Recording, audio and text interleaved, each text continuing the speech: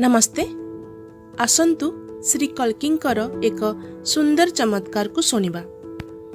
भारतर वारंगलर शिवनगररू मु डी रमा देवी।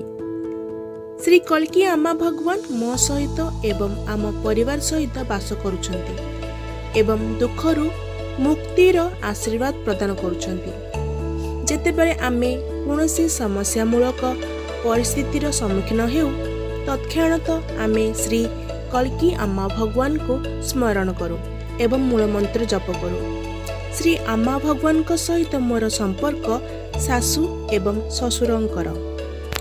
गंठीवात जुगु मु गभीर जंत्रणा भोगुतिली।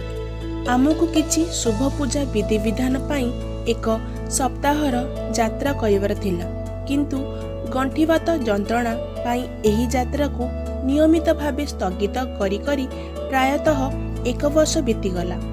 परे आमे निजको श्री कल्की आमा भगवान का निकटरे समर्पण कलु एवं दीर्घ दिन धरी स्थगित थिबा यात्रा रे किछि दिन पूर्वरु जीवा पाई स्थिर कलु। आश्चर्यजनक भावे यात्रा समय रे मते जंत्रणा अनुभव हेला नाही। निरापदरे एवं सुस्थरे आमे घर को फेरिलु। प्रथमे जंत्रणा एते होउथिला जे एमिति कि मु घरु बाहर को जाई पाउ नथिली, किंतु एबे अनेक दिनर यात्रा परे मध्य मु सुस्थ थिली।